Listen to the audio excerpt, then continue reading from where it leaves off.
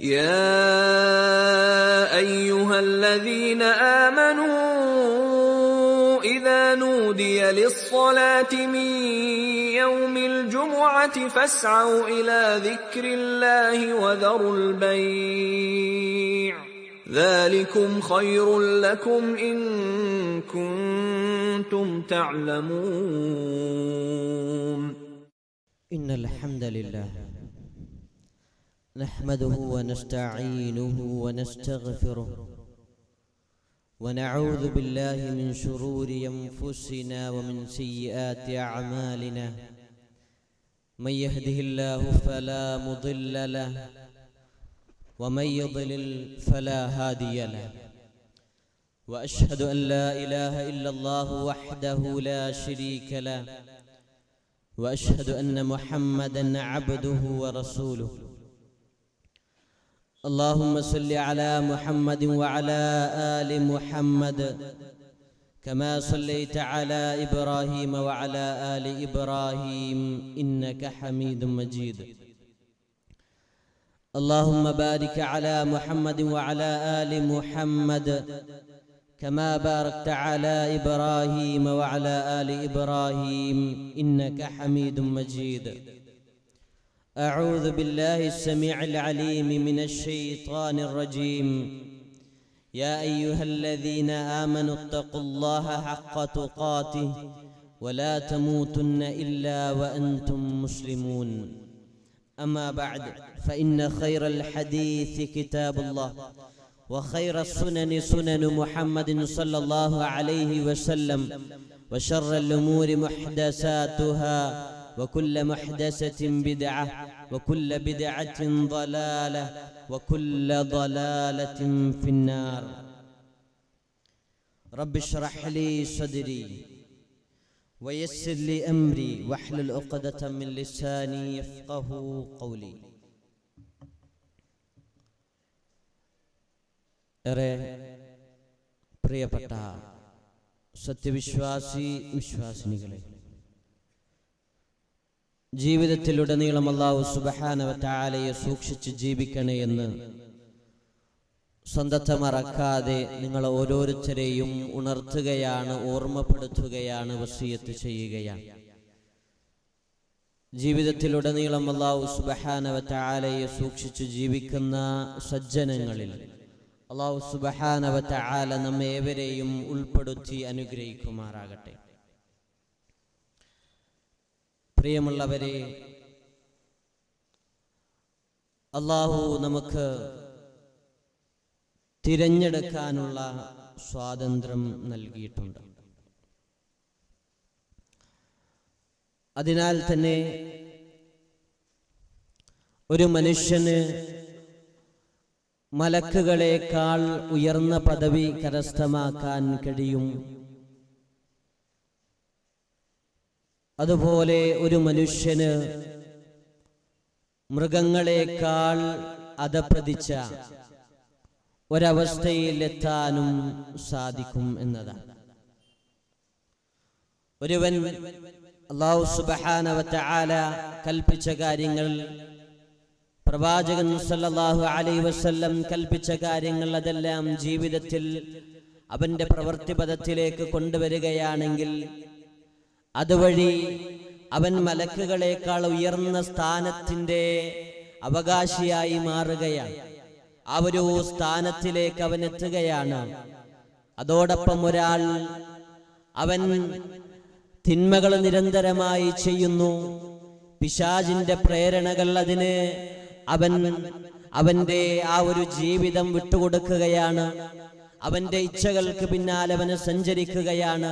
അവന്റെ ശരീരത്തിന്റെ സുഖാനുഭൂതികൾ അത് ഹറാമുകളാണെങ്കിൽ പോലും അത് ആസ്വദിക്കാൻ അവൻ ഒരുങ്ങുകയാണ്. അങ്ങനെ ജീവിക്കുന്ന ഒരുവന് അവൻ മൃഗങ്ങളെക്കാൾ അധപ്പതിച്ച ഒരു സ്ഥാനത്ത് എത്തും എന്നതാണ് നാം മനസ്സിലാക്കേണ്ടത്. എങ്ങനെയാണ് ഒരു മനുഷ്യന് മലക്കുകളെക്കാൾ ഉയർന്ന പദവിയിലെത്താൻ കഴിയുക? പ്രവാചകൻ സല്ലല്ലാഹു അലൈഹി വസല്ലം നമുക്ക് പഠിപ്പിച്ചു തന്ന കാര്യമാണ്. ഒരാൾ ദീനി സദസ്സിലിരിക്കുകയാണെങ്കിൽ അവന് വേണ്ടി മലക്കുകൾ പ്രാർത്ഥിക്കുമെന്നതാണ്. അവന് വേണ്ടി മലക്കുകൾ പ്രവർത്തിക്കുകയാണ്. നമുക്ക് വേണ്ടി നമ്മൾ നല്ല ദീനി സദസ്സിലിരിക്കുകയാണെങ്കിൽ നമുക്ക് വേണ്ടി പ്രാർത്ഥിക്കുന്നത് മലക്കുകളാണ്. നമുക്ക് വേണ്ടി അവർ പ്രവർത്തിക്കുകയാണ്. തീർന്നില്ല. ഒരു ത്വാലിബുൽ ഇൽമിനെ സംബന്ധിച്ചിടത്തോളം ഒരാൾ അറിവന്വേഷിക്കുന്ന വിദ്യാർത്ഥിയാണ്, നന്മകൾ പഠിക്കുന്നവനാണ്, ദീൻ പഠിക്കുന്നവനാണ് എങ്കിൽ പ്രവാചകൻ സല്ലല്ലാഹു അലൈഹി വസല്ലം പറഞ്ഞത് മലക്കുകളുടെ ലോകം അവന് വേണ്ടി പ്രാർത്ഥിക്കുകയാണ്, മലക്കുകളുടെ ലോകം അവന് വേണ്ടി ഇസ്തിഗ്ഫാർ ചോദിക്കുകയാണ് എന്ന് പ്രവാചകൻ സല്ലല്ലാഹു അലൈഹി വസല്ലം. തീർന്നില്ല. ഒരു സത്യവിശ്വാസി അവന് ലഭിക്കുന്ന പ്രൊട്ടക്ഷൻ, അതുമായി ബന്ധപ്പെട്ടുകൊണ്ട് പ്രവാചകൻ സല്ലല്ലാഹു അലൈഹി വസല്ലം പറയുകയാണ് അവന് ചുറ്റും മലക്കുകൾ ഉണ്ടാകുമെന്നതാണ്. ബോഡി ഗാർഡ് എന്ന രീതിയിൽ മലക്കുകൾ ഒരു സത്യവിശ്വാസിക്ക് ചുറ്റും ഉണ്ടാകുമെന്നതാണ്. അതുപോലെ തന്നെ സമാധാനത്തിന്റെ മലക്കുകൾ അവന്റെ ചുറ്റും ഉണ്ടാകുമെന്നതാണ്. നമുക്ക് വേണ്ടി, നമ്മളൊരു സത്യവിശ്വാസിയാണെങ്കിൽ നമുക്ക് വേണ്ടി മലക്കുകൾ നമുക്ക് വേണ്ടി പ്രവർത്തിക്കുകയാണ്, നമുക്ക് വേണ്ടി പ്രാർത്ഥിക്കുകയാണ്, നമുക്ക് വേണ്ടി സംരക്ഷണ വലയം തീർക്കുകയാണ്. അള്ളാഹുവിന്റെ അനുമതി പ്രകാരം, അള്ളാഹുവിന്റെ കൽപ്പന പ്രകാരം. അതാണ് അല്ലാഹു സുബ്ഹാനഹു വ തആല നമുക്ക് കൽപ്പിച്ചു തന്നത്, നമ്മോട് കൽപ്പിച്ചത്.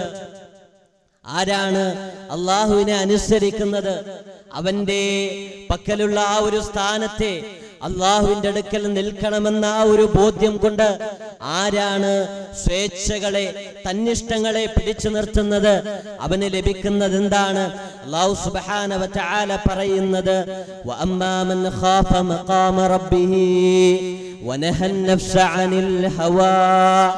ആരാണ് അള്ളാഹുവിന്റെ അടുക്കൽ നിൽക്കണമെന്ന ബോധ്യത്തോടുകൂടി, ആരാണ് അവന്റെ ഇച്ഛകളെ, അവന്റെ തന്നിഷ്ടങ്ങളെ അവന് തടയുന്നത്, അങ്ങനെയുള്ള ആളുകൾക്ക് ലഭിക്കുന്നത് എന്തെന്നറിയുമോ?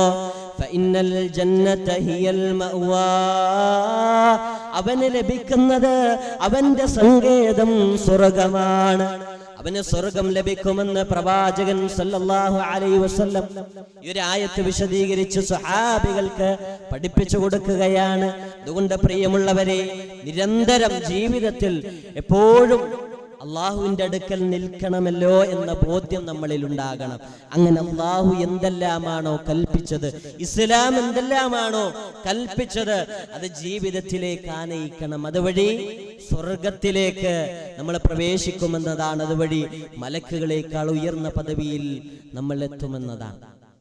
എങ്കിൽ ഒരുപാട് ആളുകൾ ഈ ലോകത്ത് അവരുടെ ഇച്ഛകൾക്ക് പിന്നാലെ സഞ്ചരിക്കുന്നവരുണ്ട്. എങ്ങനെയാണ് ഒരാൾ മൃഗങ്ങളെക്കാൾ അധപ്പതിച്ച ഒരവസ്ഥയിലെത്തുക? പണ്ഡിതന്മാർ വിശദീകരിക്കുന്നുണ്ട്. ഒരുപാട് ആളുകൾ അവർ സ്വേച്ഛകൾക്ക് പിന്നാലെ സഞ്ചരിക്കുന്നവരാണ്. അവർക്ക് എന്താണ് തോന്നുന്നത്? മറ്റുള്ളവരുടെ വികാരങ്ങളെ വ്രണപ്പെടുത്തുന്നുവോ എന്റെ ഈ ഒരു പ്രവർത്തനം? അവർ ചിന്തിക്കൂല. അവർ സ്വന്തം സന്തോഷങ്ങൾ മാത്രമാണ്, സ്വന്തം ആനന്ദങ്ങൾ മാത്രമാണ്, സ്വന്തം സുഖാനുഭൂതികൾ മാത്രമാണ് അവർ നോക്കുന്നത്. അതിനുവേണ്ടി ആരെയും പറ്റിക്കാൻ, വഞ്ചിക്കാൻ, ചതിക്കാൻ, മറ്റുള്ളവരെ വേദനിപ്പിക്കാൻ അവർ മടിക്കാത്തവരാണ്. അങ്ങനെയുള്ള ഒരുപാട് ആളുകൾ. ഒരു ഉമ്മ, ആ ഉമ്മയുടെ ഭർത്താവ് മരണപ്പെട്ടിട്ടുണ്ട്. വലിയ മോൻ, ആ കുടുംബത്തെ നോക്കി നടത്തേണ്ട മോൻ, അവന് മദ്യപാനിയാണ്, നിരന്തരമായി ലഹരി ഉപയോഗിക്കും. അതുപോലെ തന്നെ അവന് നിരന്തരമായി അവൻ അധ്വാനിക്കുന്ന ആ കാശ് കൊണ്ട് അവന് ദൂർത്തടിക്കുകയാണ്. ഓരോ സ്ഥലങ്ങളിലേക്ക് ടൂറ് പോവുക, കുടുംബത്തിനെ അവന് നോക്കുന്നേ ഇല്ല. അങ്ങനെ ആ ഉമ്മ കഷ്ടപ്പെട്ട് പല വീടുകളിൽ ചെന്ന് വീട്ടുജോലി ചെയ്ത് ഉണ്ടാക്കുന്ന ആ ഒരു കാശ് എന്തിനു വേണ്ടി? താഴെയുള്ള മക്കൾക്ക് വേണ്ടി, ചെറിയ മക്കൾക്ക് വേണ്ടി, അവരുടെ പഠനത്തിന്റെ ആവശ്യത്തിന് വേണ്ടി, അവരുടെ മറ്റാവശ്യങ്ങൾക്ക് വേണ്ടി അധ്വാനിക്കുന്ന ആ ഒരു തുച്ഛമായ ആ ഒരു സമ്പത്ത്, അതും ഉമ്മാനെ ഭീഷണിപ്പെടുത്തി വാങ്ങുന്ന മകൻ. ഇങ്ങനെയുള്ള ഒരുപാട് മറ്റുള്ളവരെ നിരന്തരം വേദനിപ്പിക്കുന്ന, സ്വന്തം സുഖങ്ങൾക്ക് പിന്നാലെ പോകുന്ന ഒരുപാട് ആളുകളുണ്ട്. ഭൂമിക്ക് ഭാരമായി ജീവിക്കുന്നവർ, അവർ ഭൂമിക്ക് ഭാരമാണ്. ഒരാൾക്കും അവരെ കൊണ്ടൊരു ഉപകാരവുമില്ല. അങ്ങനെയുള്ള ആളുകൾ അല്ലാഹു സുബ്ഹാനഹു വ തആല അവരെ പറ്റി പറയുന്നത്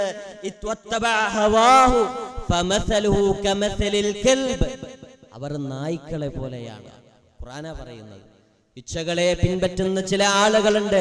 കമസലിൽ കൽബ്, നായ്ക്കളെ പോലെയാണ് അവർ എന്ന് അല്ലാഹു സുബ്ഹാനഹു വ തആല പറയുകയാണ്. പ്രിയമുള്ളവരെ, ഇങ്ങനെ ജീവിക്കുന്ന ഒരുപാട് ആളുകൾ നമ്മളേറെ ശ്രദ്ധിക്കേണ്ടതുണ്ട്. നമ്മുടെ ജീവിതം അത് ത്വരിതപ്പെടുത്തേണ്ടതുണ്ട്, ജീവിതം തിട്ടപ്പെടുത്തേണ്ടതുണ്ട്. കൃത്യമായിട്ട് ക്രിയാത്മകമായി ചിന്തിക്കുകയും എന്നിട്ട് പരലോകത്ത് രക്ഷ നേടാൻ എന്തെല്ലാമാണ് ചെയ്യേണ്ടത് എന്ന് കൃത്യമായ പ്ലാനോടുകൂടി പഠിച്ചുകൊണ്ട് അത് ജീവിതത്തിലേക്ക് കൊണ്ടുവരാൻ നാം ഓരോരുത്തരും തീരുമാനിക്കേണ്ടതുണ്ട്. അല്ലാതെ സ്വന്തം സന്തോഷങ്ങൾക്ക് പിന്നാലെ അത് മാത്രം ജീവിതമാണ് എന്ന് വിചാരിക്കുന്ന ഒരവസ്ഥ നമ്മളിൽ ഒരിക്കലും ഉണ്ടായിക്കൂടാ. ആ ഒരവസ്ഥയാണെങ്കിൽ ഉറപ്പാണ് നമ്മെ കാത്തിരിക്കുന്നത് ഭയാനകമായ ശിക്ഷയാണ്. അത് ദുനിയാവിലും ആഖിറത്തിലും എന്ന ബോധ്യം നമ്മളിൽ ഉണ്ടാകേണ്ടതുണ്ട്. ഇവിടെ ഒരാൾ അവന് ഇച്ഛകൾക്ക് പിന്നാലെ, സ്വേച്ഛകൾക്ക് പിന്നാലെ, അവന്റെ തോന്നലുകൾക്ക് പിന്നാലെ സഞ്ചരിക്കുകയാണെങ്കിൽ അവനൊരിക്കലും ഇഹലോകത്തും പരലോകത്തും വിജയിക്കുകയില്ല എന്നത് തീർച്ചയാണ്. അതുപോലെ ഒരാൾ അവന് തിന്മ ചെയ്യാൻ പ്രധാനമായും ഒന്നവന്റെ സ്വേച്ഛകളാണ്, രണ്ട് അതിനുള്ള കാരണം തിന്മ ചെയ്യാൻ പ്രധാനമായും കാരണങ്ങൾ ഒന്ന് അവന്റെ ശരീരമാണ് എന്നതാണ്. കാരണം അവന്റെ ശരീരം തിന്മയാലൂട്ടപ്പെട്ടാണ് ഉണ്ടാക്കിയത്. മനുഷ്യന്റെ ശരീരം തിന്മയാലൂട്ടപ്പെട്ടാണ് ഉണ്ടാക്കിയത്. ഒരു മനുഷ്യൻ ഒരു മനുഷ്യനെ എടുത്തു നോക്കുമ്പോ ഒന്നവന്റെ ശരീരമാണ്, രണ്ടവന്റെ റൂഹാണ്. റൂഹ് നന്മയാലൂട്ടപ്പെട്ടാണ് ഉണ്ടാക്കിയത്. അതുകൊണ്ടാണ് ഒരാൾ തിന്മ ചെയ്യുമ്പോൾ അവന് വല്ലാത്ത പ്രയാസം ഉണ്ടാവും, ഒരു ഉൾവലിണ്ടാവും, ഉള്ളിൽ വല്ലാത്തൊരു പേടിണ്ടാവും. അത് റൂഹിൽ നിന്നാണ് എന്ന് പണ്ഡിതന്മാർ വിശദീകരിക്കുകയാണ്. ഒരാൾ തിന്മ ചെയ്തു കഴിഞ്ഞു, അപ്പോഴും വല്ലാത്തൊരു ഖേദമുണ്ടാവും. വേണ്ടായിരുന്നു, ഭാര്യനോട് അങ്ങനെ പറയണ്ടായിരുന്നു, ഉമ്മാനോട് അങ്ങനെ പറയണ്ടായിരുന്നു, മക്കളോട് അങ്ങനെ ചൂടാകണ്ടായിരുന്നു എന്ന് പറയുന്ന എൻ്റെ കൂട്ടുകാരനോട് ആ ഒരു സമയത്ത് ഞാൻ മിണ്ടാതിരുന്നെങ്കിൽ എന്ന് വിചാരിക്കുന്ന ഒരവസ്ഥ നമുക്ക് വല്ലാത്തൊരു ഖേദമുണ്ടാവും എന്നുള്ളതാണ്. അത് റൂഹിൽ നിന്നാണ് ഉണ്ടാകുന്നത് എന്ന് പണ്ഡിതന്മാർ വിശദീകരിക്കുകയാണ്. എങ്കിൽ നമ്മുടെ ശരീരം അത് തിന്മയാലൂട്ടപ്പെട്ടാണ് ഉണ്ടാക്കിയത്. അതുകൊണ്ട് തിന്മകളുടെ പിന്നാലെ, ഓരോ ആസ്വാദനങ്ങൾക്ക് പിന്നാലെ അത് നമ്മൾ ആഗ്രഹിച്ചു കൊണ്ടേയിരിക്കും. അത് നമ്മുടെ ശരീരം ഉണ്ടായത് കൊണ്ടാണ്. ഒരാൾ തിന്മ കേൾക്കുന്നു, അത് കേട്ടാസ്വദിക്കാൻ അവന്റെ ശരീരം ഉണ്ടായത് കൊണ്ടാണ്. ഒരാൾ തിന്മ കാണുന്നു, ആ കാഴ്ച എന്നുള്ള അനുഗ്രഹം ഉണ്ടായത് കൊണ്ടല്ലേ, അവന്റെ ശരീരം അതിലുൾപ്പെട്ടതാണ് ഇതെല്ലാം. അതുണ്ടായത് കൊണ്ടാണ് അവൻ തിന്മകൾ കാണുന്നത്, കേൾക്കുന്നത്, സംസാരിക്കുന്നത്. ഒരു ചെറിയൊരു കുട്ടി അവന് മറ്റുള്ളവരുടെ പറമ്പിൽ നിന്നും കട്ടെടുക്കണം, മാങ്ങ കട്ടെടുത്ത് തിന്നാണ്. അവിടെയും അവന്റെ ശരീരത്തിന്റെ സന്തോഷങ്ങൾക്ക് വേണ്ടിയാണ്. അപ്പോ ഒരു മനുഷ്യൻ തിന്മ ചെയ്യാൻ അവന്റെ ശരീരം പ്രധാന കാരണമാണ്. അവിടെയാണ് ഖുർആൻ പറയുന്നത്, വമൽ ഹയാത്തുദ് ദുനിയ ഇല്ലാ മതാഉൽ ഗുറൂർ. ഐഹിക ജീവിതം കബളിപ്പിക്കുന്ന ഒരു വിഭവമല്ലാതെ മറ്റൊന്നുമല്ല. നമ്മുടെ ശരീരം ഈ ഐഹിക ജീവിതങ്ങൾ അതിന്റെ പളപളപ്പുകൾക്ക് പിന്നാലെ പോയിക്കൊണ്ടേയിരിക്കും, കുതിറി ചിന്നിച്ചിതറിക്കൊണ്ട് സഞ്ചരിച്ചു കൊണ്ടേയിരിക്കും. ആ സമയത്തെല്ലാം ഇത് ഹലാലായ ആസ്വാദനമാണോ എന്ത് ചിന്തിക്കേണ്ടതുണ്ട്. ഇത് ഹലാലായിട്ടുള്ള പ്രവർത്തനമാണോ, ഇത് ഹലാലായിട്ടുള്ള നോട്ടമാണോ, ഇത് ഹലാലായിട്ട് അല്ലാഹ് എനിക്ക് അനുവദിച്ചു തന്ന പ്രവർത്തനങ്ങളാണോ, കേൾക്കുന്ന കാര്യങ്ങൾ അങ്ങനെയുള്ളതാണോ എന്ന് നിരന്തരം നാം ഓരോ പ്രവർത്തനങ്ങളിലും ഏറെ ചിന്തിക്കേണ്ടതുണ്ട്. എങ്കിൽ മാത്രമേ ആ ഒരു ശരീരത്തിൽ നിന്നുണ്ടാകുന്ന പ്രയാസങ്ങളിൽ നിന്ന്, അഥവാ തിന്മയിലേക്ക് കുതറുന്നതിൽ നിന്ന് നമ്മെ പിടിച്ചു നിർത്താൻ, നമ്മുടെ ശരീരത്തെ പിടിച്ചു നിർത്താൻ നമുക്ക് കഴിയുകയുള്ളൂ എന്ന് പണ്ഡിതന്മാർ വിശദീകരിക്കുകയാണ്. അതുപോലെ തന്നെ മറ്റൊരു കാരണം, ഒരാൾ തിന്മ ചെയ്യാൻ മറ്റൊരു കാരണമായി പണ്ഡിതന്മാർ രേഖപ്പെടുത്തുന്നത് അത് പിശാചിന്റെ പ്രേരണയാണ് എന്നതാണ്. ആദമിന് സുജൂദ് ചെയ്യാൻ വേണ്ടി, അലൈഹിസ്സലാമിന് സുജൂദ് ചെയ്യാൻ വേണ്ടി അല്ലാഹു സുബ്ഹാനഹു വ തആല കൽപ്പിക്കുകയാണ്. ആ ഒരു സമയത്ത് മലക്കുകളെല്ലാം സുജൂദ് ചെയ്യുന്നു, പിശാച് സുജൂദ് ചെയ്യുന്നില്ല, ഇബ്ലീസ് സുജൂദ് ചെയ്യുന്നില്ല. അങ്ങനെ സ്വർഗ്ഗത്തിൽ നിന്ന് പുറത്താക്കുകയാണ്. ആ ഒരു സമയത്ത് പിശാച് വല്ലാത്തൊരു വാചകം അല്ലാഹുവിനോട് പറയുന്നുണ്ട്, എനിക്ക് മനുഷ്യരെ മുഴുവൻ പിഴപ്പിക്കാനുള്ള അവസരം, അനുമതി ഖിയാമത്ത് നാൾ വരെ എനിക്ക് നൽകണമെന്ന് അല്ലാഹു സുബ്ഹാനഹു വ തആലയോട് പറയുന്നുണ്ട്. എന്നിട്ട് പറയുന്നുണ്ട്, ലാഖൂദന്ന ലഹും സിറാത്തക്കൽ മുസ്തഖീം, നേരായ വഴിയിൽ സഞ്ചരിക്കുന്നവരെ വഴി പിഴപ്പിക്കാൻ വേണ്ടി ഞാൻ കാത്തിരിക്കുക തന്നെ ചെയ്യും എന്നാണ് പിശാച് അല്ലാഹുവിനോട് പെടുന്ന് പറയുന്നത്. അതിന് അല്ലാഹു സുബ്ഹാനഹു വ തആല അനുമതി കൊടുക്കുന്നുണ്ട്. പക്ഷേ അല്ലാഹു പറയുന്ന ഒരു വാചകമുണ്ട്, എൻ്റെ യഥാർത്ഥ ദാസന്മാർ, ദൂതന്മാരെ വഴിപിഴപ്പിക്കാൻ നിന്നെ കൊണ്ട് കഴിയില്ല എന്ന്. അക്കൂട്ടത്തിൽ പെടാൻ നാം ഓരോരുത്തരും പ്രയത്നിക്കേണ്ടതുണ്ട്, കഠിനാധ്വാനം ചെയ്യേണ്ടതുണ്ട്. അതിനെന്ത് വേണം? പിശാചിനെ പറ്റി കൃത്യമായി അറിയേണ്ടതുണ്ട്. പല രീതിയിലാണ് പിശാച് നമ്മെ തിന്മയുടെ ആ ഒരു ആസ്വാദനത്തിലേക്ക് കൊണ്ടുപോവുക എന്നത് കൃത്യമായ ബോധ്യം നമ്മളിൽ ഓരോരുത്തരിലും ഉണ്ടാകേണ്ടതുണ്ട്. അതിനുവേണ്ടി അല്ലാഹു സുബ്ഹാനഹു വ തആല നിരന്തരം പറയുന്നുണ്ട്. അല്ലാഹു സുബ്ഹാനഹു വ തആല പറയുന്നത് വലാ തത്തബിഉ ഖുതുവാതി ശൈത്താൻ ഇന്നഹു ലക്കും അദുവ്വുൻ മുബീൻ. അവൻ പ്രത്യക്ഷമായിട്ടുള്ള ശത്രുവാണ്, അവൻ നിങ്ങൾക്ക് വ്യക്തമായിട്ടുള്ള ശത്രുവാണ് എന്ന് അല്ലാഹു സുബ്ഹാനഹു വ തആല വീണ്ടും വീണ്ടും നമുക്ക് വേണ്ടി പഠിപ്പിച്ചു തരികയാണ്. എന്ത് നമ്മൾ പിശാചിന് അങ്ങോട്ട് നന്മ ചെയ്യുകയാണെങ്കിൽ പോലും അവൻ ഇങ്ങോട്ട് തിന്മേ ചെയ്യുള്ളൂ, അവനങ്ങോട്ട് തിന്മേ ചെയ്യുള്ളൂ എന്നതാണ്. ഒരു കഥ അങ്ങനുണ്ട്. ആ കഥയില് ഒരാള് പിശാചിന്റെ പേര് കേട്ട ലഅനത്തുല്ലാഹ് എന്ന് പറയും, പിശാചിന് ശാപമുണ്ടാകട്ടെ എന്ന് പ്രാർത്ഥിക്കുന്നവനാണ്. അങ്ങനെയുള്ള ഒരുവൻ അവനെ ഒരു മരത്തിന്റെ തണലിൽ അല്പം വിശ്രമിക്കാൻ വേണ്ടി ഇരിക്കുകയാണ്. ആ ഒരു സമയത്ത് ആ ഒരു വലിയ മരം അവന്റെ മേലേക്ക് വീഴാണ്. ഉടനെ പിശാച് തടുത്ത് നിർത്തുകയാണ്. അപ്പോ ഇയാൾ അത്ഭുതപ്പെട്ടു. ഞാൻ എപ്പോഴും നിനക്ക് തിന്മേ ചെയ്യുന്നുള്ളൂ, നിനക്ക് നാശം ഉണ്ടാകാൻ വേണ്ടിയാ പ്രാർത്ഥിക്കുന്നത്, നീ എനിക്ക് നന്മ ചെയ്യേ, എന്നെ സഹായിക്കേ. അപ്പൊ പിശാച് പറയുന്നൊരു വാചകമുണ്ട്. പിശാച് പറയാണ്, ഈ മരം വീണ നീ ചിലപ്പോ ഷഹീദായി മരിക്കും, അങ്ങനെ നീ സ്വർഗത്ത് പോകണ്ടെന്ന. അഥവാ എങ്ങനെയാണെങ്കിലും നമ്മുടെ ആദ്യം നമുക്ക് നന്മയാണ് ചിലപ്പോ തോന്നും, പക്ഷെ അതിലൂടെയെല്ലാം തിന്മയാണ് ഉണ്ടാകുക എന്ന് നമ്മൾ മനസ്സിലാക്കുക. ഏതൊരു വഴിയാണെങ്കിലും, ഹറാമിന്റെ വഴിയാണെങ്കിലും ആദ്യം നമുക്ക് തോന്നുന്നത് ആരും അറിയില്ല, എനിക്ക് നിയന്ത്രിക്കാൻ കഴിയും, അതിന്റെ അപ്പുറത്തേക്ക് ഞാൻ എത്തൂല, അങ്ങേറ്റത്തെ അഡിക്ഷനിലേക്ക് ഞാൻ എത്തൂല. അതായിരിക്കും ആദ്യം പിശാച് ഇങ്ങനെയുള്ള ചിന്ത ഇടുക, നിനക്ക് നിയന്ത്രിക്കാൻ കഴിയും. ലഹരി ഉപയോഗിക്കുമ്പോഴൊക്കെ തുടക്കത്തിൽ നിനക്ക് നിയന്ത്രിക്കാൻ കഴിയും എന്നുള്ളൊരു ചിന്ത ഇടും. അങ്ങനെ അവന് അത് തുടങ്ങും. അങ്ങനെ തുടങ്ങി പെട്ടെന്നായിരിക്കും വലിയൊരു അഗാധ ഗർത്തത്തിലേക്ക് അവന് വീഴാം. എന്നിട്ട് അവന് ഖേദിക്കും, നാട്ടുകാരവനെ പുറത്താക്കും, വീട്ടുകാരവനെ പുറത്താക്കും. ഈ മദ്യപാനം കാരണം, ഈ ലഹരി കാരണം വലിയൊരു തിന്മയിലേക്ക് അവൻ തന്നെ അറിയാതെ വീണുപോയി. അതിനുശേഷം അവന് ഖേദിക്കും. അതുകൊണ്ട് ആദ്യം തന്നെ ഇത്തരത്തിലുള്ള തിന്മയിലേക്ക് പോകുമ്പോൾ അത് ഏതൊരു ഹറാമായിട്ടുള്ള മാർഗമാണെങ്കിലും നമ്മൾ ശ്രദ്ധിക്കേണ്ടതുണ്ട്. അതിന്റെ പിന്നിൽ, അതിന്റെ അവസാനം വലിയ നഷ്ടമാണ് നമ്മെ കാത്തിരിക്കുന്നത്. ഈ വിഷയത്തിൽ ഒരുപാട് പഠിച്ചവനാണ് പിശാച്. ആ പിശാചാണ് നമ്മെ തിന്മയിലേക്ക് നയിക്കുന്നത് എന്ന ബോധ്യം നമ്മളിൽ ഓരോരുത്തരിലും ഉണ്ടാകേണ്ടതുണ്ട്. പണ്ഡിതന്മാർ ഒരു കഥ പറയുന്നുണ്ട്. പിശാച് ആദ്യം എന്ത് ചെയ്യും? ആദ്യം ഒരു സ്ഥലത്ത് ഒരു അല്പം തേനുറ്റിക്കുകയാണ്. ആ തേന് കഴിക്കാൻ ഒരു ഈച്ച വന്നു. ഈച്ചയെ കഴിക്കാൻ ഒരു പല്ലി വരികയാണ്. പല്ലിയെ കഴിക്കാൻ ഒരു പൂച്ചക്കുട്ടി വന്നു. ആ പൂച്ചക്കുട്ടിയെ കഴിക്കാൻ ഒരു നായ വരികയാണ്. അങ്ങനെ നായയുടെ യജമാനനും പൂച്ചയുടെ യജമാനും തമ്മിൽ പ്രശ്നം. അതിനിടയിൽ ഒന്ന് അടിച്ചപ്പോ അത് മർമ്മത്ത് തട്ടി ആ നായയുടെ യജമാൻ മരണപ്പെടുകയാണ്. അങ്ങനെ രണ്ട് കുടുംബം തമ്മിൽ അടിയായി, പ്രശ്നമായി, രണ്ട് നാട് തമ്മിൽ പ്രശ്നമായി മാറി. അപ്പോ പിശാച് ആദ്യം നമുക്ക് ചിലപ്പോൾ ചിന്തിച്ചാൽ മനസ്സിലാവില്ല, ആ രീതിയിലായിരിക്കും നമ്മുടെ ജീവിതത്തിലേക്ക് വരിക. അതുകൊണ്ട് നമ്മുടെ ഓരോ പ്രവർത്തനങ്ങൾ, ഇത് ചെയ്യുന്നതിലൂടെ എന്തെങ്കിലും നഷ്ടമുണ്ടോ എനിക്ക്, ഇത് ചെയ്യുന്നതിലൂടെ എന്തെങ്കിലും പരലോകത്തേക്ക് എനിക്ക് ലാഭമുണ്ടോ, ചിന്തിച്ചുകൊണ്ട് ചെയ്യണം. നമ്മുടെ ഖബറിൽ നമ്മൾ മാത്രമേ ഉണ്ടാവുള്ളൂ. നമ്മൾ പലർക്കും വേണ്ടി ചിലപ്പോൾ തിന്മകൾ ചെയ്യുന്നവരായിരിക്കാം. നമ്മുടെ ഭാര്യ പറയുന്നത് കൊണ്ട് ഇസ്ലാമിലെ പല കാര്യങ്ങൾ നമ്മൾ മാറ്റി നിർത്തുന്നുണ്ടെങ്കിൽ നമ്മുടെ ഖബറിൽ നമ്മളെ ഉണ്ടാവുള്ളൂ, നമ്മുടെ പരലോകത്ത് നമ്മളെ ഉണ്ടാവുള്ളൂ. അന്ന് അവരുടെ പ്രവർത്തനം നമുക്ക് കിട്ടൂല, അവരൊന്നും സഹായിക്കാണ്ടാവൂല. നമ്മുടെ കുടുംബത്തിന് വേണ്ടി നമ്മള് എന്തെങ്കിലും ഒരു നന്മ മാറ്റി വെക്കുന്നുണ്ടെങ്കിൽ അവരത് തിരിച്ചു തരാണ്ടാവൂല.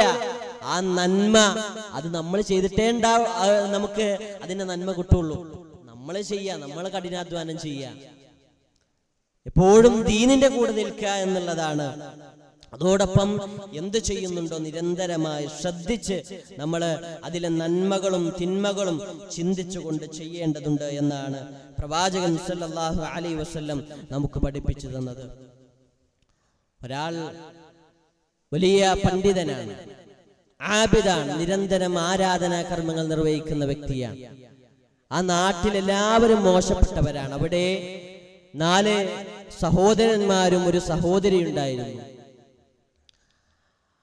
ആ 4 സഹോദരന്മാർക്കുള്ള ഒരു സഹോദരി സുന്ദരിയായിരുന്നു, കല്യാണപ്രായത്തിയിട്ടുള്ള ഒരു പെൺകുട്ടിയാണ്. അങ്ങനെ ഈ 4 സഹോദരന്മാർ ദൂരേക്ക് യാത്രക്ക് വേണ്ടി പുറപ്പെടാൻ തീരുമാനിക്കുകയാണ്. ഒരു നിർബന്ധ സാഹചര്യം വരികയാണ്. അങ്ങനെ ഈ ഒരു പെൺകുട്ടിയെ ആരെ ഏൽപ്പിക്കും? അവര് ചർച്ച ചെയ്യാണ്. ആ നാട് വളരെ മോശപ്പെട്ട നാടാണ്. അങ്ങനെ അവസാനം അവര് തീരുമാനിച്ചു, ഈ ഒരു നല്ലൊരു വ്യക്തി ഉണ്ടല്ലോ, ഈ പണ്ഡിതനുണ്ടല്ലോ, ഈ ആബിദായിട്ടുള്ള വ്യക്തി ഉണ്ടല്ലോ, അദ്ദേഹത്തെ ഏൽപ്പിക്കാം. അങ്ങനെ അദ്ദേഹത്തെ ഏൽപ്പിക്കുകയാണ്.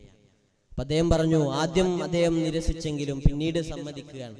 ഇവരെ നിർബന്ധിച്ചു. അങ്ങനെ അവസാനം സമ്മതിച്ചു. ഇവരെ യാത്ര തിരിച്ചു. അങ്ങനെ ഇദ്ദേഹം വീട്ടാവശ്യങ്ങൾക്കുള്ള സാധനങ്ങൾ ഓരോ ദിവസവും കൊടുക്കും. അദ്ദേഹം ഈ പണ്ഡിതന് അന്ന് വരെ ആ പെൺകുട്ടിനെ നോക്കിയിട്ടില്ല. പക്ഷെ പെട്ടെന്ന് പിശാച് അദ്ദേഹത്തിന്റെ അടുക്കലേക്ക് വരികയാണ്. എന്നിട്ട് കുറെ കാലമായല്ലോ ഓരോന്ന് കൊടുക്കുന്നത്, ആരാന്ന് അറിയണ്ടേ, നോക്കാൻ വേണ്ടി പ്രേരിപ്പിക്കുകയാണ്. അങ്ങനെ അദ്ദേഹം ആദ്യമായെന്ന് നോക്കുകയാണ്. പിന്നെ സംസാരമായി. അങ്ങനെ അവസാനം അവർ തമ്മിൽ വലിയൊരു തിന്മ ചെയ്യാൻ, ശാരീരികമായ തിന്മ ചെയ്യാണ്, വ്യഭിചരിക്കുകയാണ്. ദിവസങ്ങൾ കഴിയുന്നു. ഇദ്ദേഹം അറിയാണ്, ഈ പണ്ഡിതൻ അറിയാണ് ഈ ഒരു പെൺകുട്ടി ഗർഭിണിയാണ് എന്ന്. അങ്ങനെ ഇവളെ വീട്ടു തടങ്കലിടുകയാണ്. വേറെ ആരും അറിയരുത് എന്ന നിലക്ക് വീട്ടു തടങ്കലിടുകയാണ്. പിശാച് ഓരോന്ന് പറഞ്ഞു കൊടുക്കുകയാണ്. കുറച്ച് മാസങ്ങൾ കഴിഞ്ഞു. അങ്ങനെ അവള് പ്രസവിക്കുകയാണ്. വീണ്ടും പിശാച് ഇദ്ദേഹത്തിന്റെ അടുക്കലേക്ക് വരുന്നുണ്ട്. എന്നിട്ട് പിശാച് പറയാണ്, ആ കുട്ടി അത് മാത്രമാണ് ഒരേ ഒരു തെളിവ് നിങ്ങൾ ഈ ഒരു തിന്മ ചെയ്തതിന്. അതുകൊണ്ട് ആ കുട്ടിയെ വധിച്ചു കളയുന്നതാണ് നല്ലത്. അങ്ങനെ ഇദ്ദേഹം അവസാനം ആ ഒരു കുട്ടിയെ വധിച്ചു കളയുക, ആ ഒരു ചോര പൈതലിനെ കൊല്ലുകയാണ്. ദിവസങ്ങൾ കഴിഞ്ഞു. വീണ്ടും പിശാച് വരികയാണ്. എന്നിട്ട് പിശാച് ഇവനോട് പറഞ്ഞു കൊടുക്കുകയാണ്, സ്വന്തം കുഞ്ഞിനെ കൊന്നത് ഒരു അമ്മ സഹിക്കൂല, ഒരു ഉമ്മ സഹിക്കൂല. അതുകൊണ്ട് ആ ഉമ്മ മറ്റുള്ളവരെ അറിയിക്കുന്നതിന് മുമ്പ് ആ ഉമ്മാനെയും കൊല്ലണം. അങ്ങനെ അവസാനം അതും ചെയ്യണം. അങ്ങനെ വല്ലാത്ത വേദനയിലാണ് അദ്ദേഹം. ഒരുപാട് ദിവസങ്ങൾക്ക് ശേഷം, മാസങ്ങൾക്ക് ശേഷം ആ 4 സഹോദരന്മാര് തിരിച്ചു വരികയാണ്. അദ്ദേഹം നിവൃത്തികേട് കൊണ്ടെല്ലാം തുറന്നു പറഞ്ഞു. അങ്ങനെ ഖാദിയുടെ അടുക്കലേക്ക്, ജഡ്ജിയുടെ അടുക്കലേക്ക് കൊണ്ടുപോവുകയാണ്. ജഡ്ജി തൂക്കുകയർ വിധിക്കുകയാണ്. അങ്ങനെ അദ്ദേഹത്തെ കൊല്ലാൻ വേണ്ടി കൊണ്ടുപോകുമ്പോൾ ആ ഒരു സമയത്ത് വീണ്ടും പിശാച് അദ്ദേഹത്തിന്റെ അടുക്കലേക്ക് വരികയാണ്. എന്നിട്ട് അദ്ദേഹത്തോട് പറയാണ്, നീ കുഫറിന്റെ ഒരു വാചകം പറഞ്ഞാൽ നിന്നെ ഞാൻ രക്ഷപ്പെടുത്താം, നിന്നെ രക്ഷിക്കാം. അങ്ങനെ അവൻ കുഫറിന്റെ വാചകവും പറഞ്ഞു, അള്ളാഹിനെ നിഷേധിച്ചു കൊണ്ടുള്ള വാചകവും പറയാണ്. പക്ഷേ പിശാച് അവനെ രക്ഷിച്ചതുമില്ല. ആലോചിച്ചു നോക്കൂ, ഒരു വലിയ പണ്ഡിതനാണ്, ഒരു ആലിമായിട്ടുള്ള വ്യക്തിയാണ്, നിരന്തരം ആരാധനാ കർമ്മങ്ങൾ ചെയ്യുന്ന വ്യക്തിയാണ്. വ്യഭിചാരവും 2 കൊലപാതകവും കാഫിറായി മരിക്കുന്നത്. പ്രിയമുള്ളവരെ, നമ്മൾ ചിന്തിക്കേണ്ട കാര്യം, നമ്മൾ എത്രത്തോളം ശ്രദ്ധിക്കേണ്ടതുണ്ട്. നമ്മുടെ ഓരോ പ്രവർത്തനങ്ങൾ എത്രത്തോളം ശ്രദ്ധിക്കേണ്ടതുണ്ട്. നമ്മുടെ കൽബ് പെട്ടെന്ന് മാറി മറിയുന്നതാണ്. നിരന്തരം പ്രാർത്ഥിക്കേണ്ടതുണ്ട്. കൽബിനെ മാറ്റിമറിക്കുന്ന അല്ലാഹുവിനോട് നിരന്തരം നാം പ്രാർത്ഥിക്കേണ്ടതുണ്ട്. പ്രവാചകൻ പഠിപ്പിച്ച പ്രാർത്ഥന, യാ മുഖല്ലിബൽ ഖുലൂബ് സബ്ബിത് ഖൽബി അലാ ദീനിക്, ഹൃദയത്തെ മാറ്റിമറിക്കുന്നവനെ, സബ്ബിത് ഖൽബി അലാ ദീനിക്, നിന്റെ ദീനിൽ സ്ഥിരപ്പെടുത്തി നിർത്തണേ എൻ്റെ കൽബിനെ എന്ന് അല്ലാഹുവിനോട് നിരന്തരം പ്രാർത്ഥിക്കേണ്ടതുണ്ട്. അല്ലെങ്കിൽ ഏതൊരു നിമിഷവും ചിലപ്പോൾ നാം വഴിതെറ്റിപ്പോകാൻ സാഹചര്യം ഒരുപാടാണ് എന്നത് നാം മനസ്സിലാക്കുക. ചുറ്റുപാട് അതിനനുസരിച്ചുള്ളതാണ്. അതുകൊണ്ട് നിരന്തരം പ്രാർത്ഥിക്കുക, നിരന്തരം ജാഗരൂകരായി.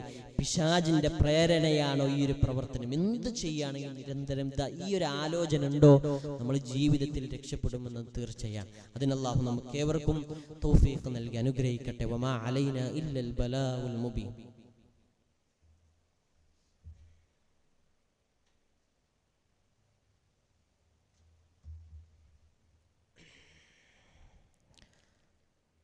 അൽഹംദുലില്ലാഹി വഹ്ദ വസ്സലാത്തു വസ്സലാമു അലാ മൻ ലാ നബിയ ബഅദ. റബ്ബി ഇശ്റഹ് ലി സദ്രി വയസ്സിർ ലി അംരി വഹ്ലുൽ ഉഖ്ദതം മിൻ ലിസാനി യഫ്ഖഹു ഖൗലി. ഏറെ പ്രിയപ്പെട്ട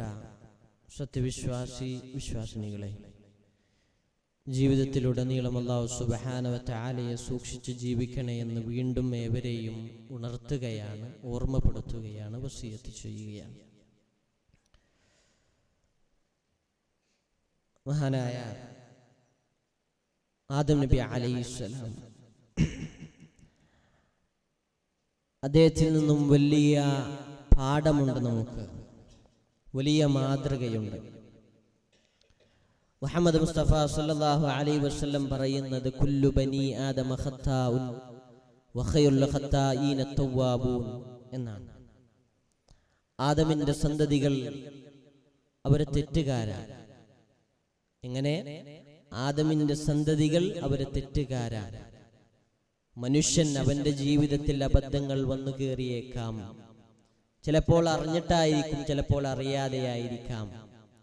അങ്ങനെ അവൻ അത് തെറ്റാണ് എന്ന് ബോധ്യപ്പെട്ട് കഴിഞ്ഞാൽ പ്രവാചകൻ സല്ലല്ലാഹു അലൈഹി വസല്ലം പറയുന്നത് കുല്ലു ബനി ആദമ ഖത്താഉൻ, എല്ലാ ആദമിന്റെ സന്തതികളും തെറ്റുകാരാണ്. വഖൈറുൽ ഖത്താഈന തവ്വാബൂൻ, ആ തെറ്റുകാരിൽ ഏറ്റവും ഉത്തമർ തൗബ ചെയ്ത് മടങ്ങുന്നവരാണ്. അതുകൊണ്ട് ചെയ്ത തെറ്റ് ഓരോന്നും എടുത്തു പറഞ്ഞ് അല്ലാഹുവിലേക്ക് തൗബ ചെയ്ത് മടങ്ങാൻ നാം ഓരോരുത്തരും തീരുമാനിക്കേണ്ടതുണ്ട്. അതിന് വല്ലാത്ത മാതൃകയാണ് മഹാനായ ആദം നബി അലൈഹിസ്സലാം നമുക്ക് കാണിച്ചു തന്നത്. സ്വർഗത്തിൽ നിന്നും പുറത്താക്കിയപ്പോ അവർ രണ്ടുപേരും പ്രാർത്ഥിച്ച പ്രാർത്ഥന, ഹവ്വാ ബീവിയും അതുപോലെ തന്നെ ആദം നബി അലൈഹിസ്സലാമും പ്രാർത്ഥിക്കുന്ന പ്രാർത്ഥന, ഖാല റബ്ബനാ ളലംനാ അൻഫുസനാ വഇൻ ലം തഗ്ഫിർ ലനാ വതർഹംനാ ലനകൂനന്ന മിനൽ ഖാസിരീൻ. അവർ രണ്ടുപേരും പറയുകയാണ്, റബ്ബനാ ളലംനാ അൻഫുസനാ, ഞങ്ങൾ സ്വന്തത്തോട് അക്രമം പ്രവർത്തിച്ചിരിക്കുന്നു. എന്നിട്ട് അല്ലാഹുവിനോട് പ്രാർത്ഥിക്കുകയാണ്, അല്ലാഹുവിനോട് തേടുകയാണ്, വഇല്ലം തഗ്ഫിർ ലനാ, നീ ഞങ്ങൾക്ക് പുറത്തു തന്നിട്ടില്ലെങ്കിൽ, വതർഹംനാ, ഞങ്ങളോട് കരുണ കാണിച്ചില്ലെങ്കിൽ, ലനകൂനന്ന മിനൽ ഖാസിരീൻ, ഞങ്ങൾ നഷ്ടം പറ്റിയവരുടെ കൂട്ടത്തിലാവും, പെട്ടുപോകുമെന്ന് പ്രാർത്ഥിക്കുകയാണ്. അതുകൊണ്ട് പ്രിയമുള്ളവരെ, നമ്മളും ഈ ഒരു മാതൃക സ്വീകരിക്കണം. അബദ്ധങ്ങൾ സംഭവിക്കും, സ്വാഭാവികമാണ്. അത് വിചാരിച്ച് നിരന്തരം അബദ്ധം ചെയ്യാവുന്നതല്ല. കഴിഞ്ഞുപോയ അബദ്ധങ്ങൾ, അത് ഓരോന്നോരോന്ന് തെറ്റുകൾ ഓരോന്നോരോന്ന് അല്ലാഹുവിനോട് എടുത്തു പറഞ്ഞ് കരഞ്ഞുകൊണ്ട് തൗബ ചെയ്ത് മടങ്ങാൻ നാം ഓരോരുത്തരും തീരുമാനിക്കുക. അതിന് അല്ലാഹു സുബ്ഹാനഹു വ തആല നമുക്കേവർക്കും തൗഫീഖ് നൽകി അനുഗ്രഹിക്കുമാറാകട്ടെ. അത് അറിഞ്ഞും അറിയാതെയും രഹസ്യവും പരസ്യവുമായി ഒരുപാട് തിന്മകൾ ചെയ്തിട്ടുണ്ട്. നാഥാ, നീ ഞങ്ങൾക്കതെല്ലാം പുറത്തു തന്ന് അനുഗ്രഹിക്കണേ റഹ്മാനെ. ഞങ്ങളുടെ കൂട്ടത്തിൽ നിന്നും മരിച്ചുപോയ പലരുടെയും മാതാപിതാക്കൾ, കുടുംബക്കാർ, സുഹൃത്തുക്കൾ, ബന്ധുമിത്രാദികൾ, നാഥാ, അവർക്കെല്ലാവർക്കും അവരുടെ പാപങ്ങളെല്ലാം പുറത്തു കൊടുക്കുകയും അവരുടെ ഖബറിടം വിശാലമാക്കി കൊടുക്കുകയും നാളെ അവരെയും ഞങ്ങളെയും ജന്നാത്തുൽ ഫിർദൗസിൽ ഒരുമിച്ച് കൂട്ടുകയും ചെയ്ത് അനുഗ്രഹിക്കണേ റഹ്മാനെ. അല്ലാഹുമ്മ ഗ്ഫിർ ലിൽ മുഅ്മിനീന വൽ മുഅ്മിനാത്ത് വൽ മുസ്ലിമീന വൽ മുസ്ലിമാത്ത് الأحياء والأموات إنك مجيب الدعوات يا قاضي الحاجات. اللهم أجرنا من النار، اللهم أجرنا من النار. اللهم أعز الإسلام والمسلمين وأذل الشرك والمشركين. ربنا تقبل منا إنك أنت السميع العليم وتب علينا إنك أنت التواب الرحيم. آمين آمين برحمتك يا أرحم الراحمين. والحمد لله رب العالمين. أقم الصلاة.